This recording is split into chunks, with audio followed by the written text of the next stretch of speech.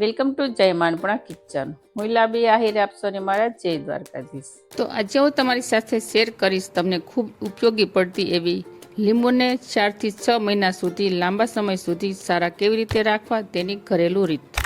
તે પણ હું આજે તમને 2 અલગ અલગ રીતે જણાવીશ. લીંબુ આપણે 6 મહિના સુધી કેવી રીતે સારા રાખવા તેની આપણે આજે ટિપ્સ જોઈ લઈશું.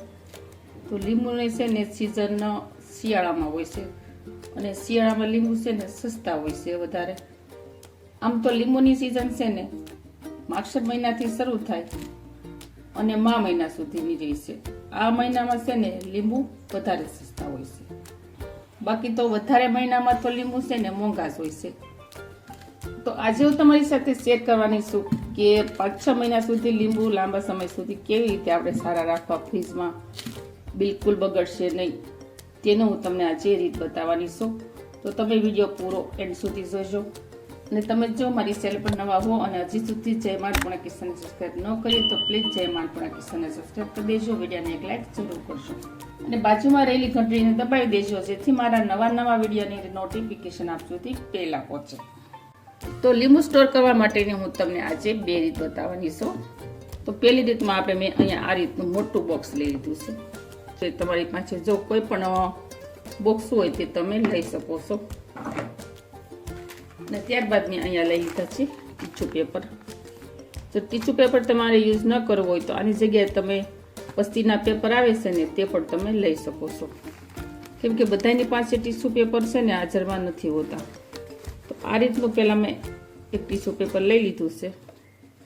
જો આ ટીશ્યુ પેપર છે ને આપણે આ રીતે ખોલી નાખશું પહેલાં. હવે આપણે આની અંદર એક લીંબુ મૂકી દઈશું અને આને આપણે ફોલ્ડ કરી દઈશું, સરખી રીતે વાળી લઈશું.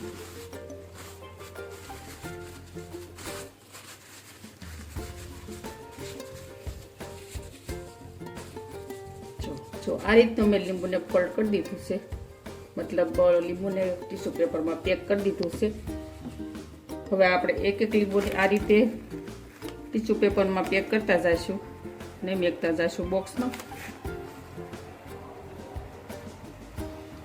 ટીશ્યુ પેપર તો છે ને ફ્રેન્ડ અત્યારે બધા સ્ટોરમાં અવેલેબલ હોય જ છે. જો તમે આ રીતે લીંબુનો સ્ટોર કરશો ને તો મારી ગેરંટી છે તમારા લીંબુ 3 થી 4 મહિના સુધી બિલકુલ નહીં બગડે અને એક ડાઘ પણ નહીં પડે અને લીંબુ પોછું પણ નહીં પડે. લીંબુ વધારે શેનાથી બગડે છે કે લીંબુને એકાબીજા સાથે આ રીતે ભેગા હોય છે ને લીંબુ આ રીતે, એટલે લીંબુ છે ને ઝડપથી ડાઘી પડવા કરે. ઘણા લોકો શું કરતા હોય, જ્યારે લીંબુ સસ્તા હોય ને શિયાળામાં ચોમાસામાં ત્યારે લીંબુનો રસ કાઢીને મૂકી દેતા હોય છે. પણ હકીકતમાં લીંબુનો રસ છે ને આપણે જે લીંબુમાંથી રસ કાઢીને જે વાપરીએ છીએ ને, મતલબ યુઝ કરીએ છીએ ખાવા પીવામાં, તેવું આપણે કાઢેલા લીંબુનો રસનો સ્ટોર કર્યો હોય ને તેવું આપણે રિઝલ્ટ નથી મળતું. તો વધારે તમે આ રીત ફોલો કરશો ને તો એકદમ તમને ઈઝી પડશે અને લીંબુ પણ લાંબા સમય સુધી સારા રહેશે. ઘણા લોકોને એવી રીતનું હોય છે કે કાઠિયાવાડમાં જમીન હોય અને ત્યાં પણ લીંબુ જેને થતા હોય ને તેને કાઠિયાવાડમાંથી પણ લીંબુ આવતા હોય છે, એટલે તેને પણ એક સાથે રાખવામાં થોડીક દિક્કત પડતી હોય કે લાંબા સમય સુધી સારા ન રહેતા હોય તો લીંબુ સુકાઈ જતા હોય. તો લીંબુને તમે આ રીતે પ્રોસેસ કરશો ને અને આ રીતે તમે ફોલો કરશો ને તો તમારા લીંબુ 5 થી 6 મહિના સુધી એવા ને એવા રહેશે, બિલકુલ નહીં બગડે. તો જો અહીંયા આપણે એટલા લીંબુને ટીશ્યુ પેપરથી ફોલ્ડ કરી દીધા છે. હવે આને ઢાંકણ ઢાંકી અને ફ્રીજમાં મૂકી દેવાના. આ રીતના તમે આખો 2 થી 3 થર આ રીતના મારી દેવો ને ડબ્બા ઉપર, આખો બોક્સ આ રીતનું તમારી પાસે હોય તો તમે આખું બોક્સ ભરી દો ને તો પણ લીંબુ સારા રહેશે. કેમ કે એકાબીજા સાથે લીંબુ અથડાશે નહીં ને અને વચ્ચે ટીશ્યુ પેપર આવી જાય છે, એટલે આ રીતે પણ લીંબુ તમે સારા રાખી શકશો. અત્યારે તમે વિડીયો બનાવવા માટે લીંબુનો એક જ થર માર્યો છે તો તમે 2 થી 3 થર સુધી તેને લીંબુને ભરી શકો છો તો પણ તમારા લીંબુ નહીં બગડે. તો આ હતી લીંબુને લાંબા સમય સુધી સ્ટોરેજ કરવા માટેની પહેલી રીત. હવે આપણે જોઈ લઈશું બીજી રીત. તો હવે આપણે લીંબુ સ્ટોરેજ કરવા માટેની જોઈ લઈશું બીજી રીત.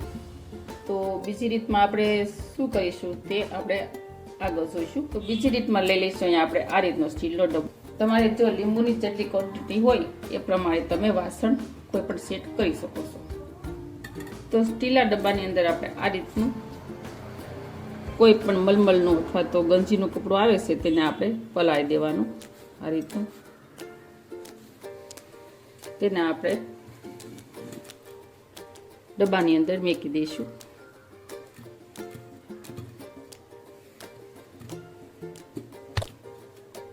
હવે આપણે ડબ્બાની અંદર આપણે લીંબુ એડ કરી દેવાનું. તમે જો આ રીત ફોલો કરશો ને તો પણ તમારા લીંબુ લાંબા સમય સુધી સારા રહેશે. હવે આપણે તેને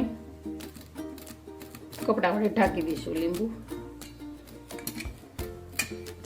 જો તમે લીંબુને આ રીતે ભીના કપડાથી તમે ફોલ્ડ કરી દેશો ને અને આ રીતે ડબ્બામાં રાખશો ને તો પણ લીંબુ સારા રહેશે. કારણ કે લીંબુની સાલ છે ને ઝડપથી સુકાવા ન પડે. જો આ રીતે આપણે ભીનું કપડું રાખ્યું છે ને લીંબુની સાલ છે ને તે આમ સુકાશે નહીં ઝડપથી અને લીંબુમાં કોઈ ડાઘ ડૂખ નહીં પડે. એટલે એનાથી પણ લીંબુ લાંબા સમય સુધી સારા જ રહે અને લીંબુ પોચા પણ નહીં. તો તમે આ રીત પણ તમે જરૂર ફોલો કરજો. હવે આને પણ આપણે ઢાંકણ ઢાંકી અને આપણે ફ્રીજમાં જ રાખવાના. તો ફ્રેન્ડ, તમને બંનેમાંથી લીંબુને સ્ટોરેજ કરવા માટેની કઈ રીત સારી લાગી તે મને કમેન્ટ કરી જરૂર કહેજો અને આ રીત તમને કેવી લાગી તે પણ મને કમેન્ટ કરી જરૂર કહેજો. અને વિડીયો પસંદ આવ્યો હોય તો લાઈક, શેર અને સબસ્ક્રાઇબ કરી દેજો. આવજો, ફરી મળીશું આવી જ નવી રેસીપીઓ સાથે અથવા નવી માહિતીઓ સાથે. ત્યાં સુધી થેન્ક યુ. જય દ્વારકાધીશ, જય સિયારામ એન્ડ ધન્યવાદ.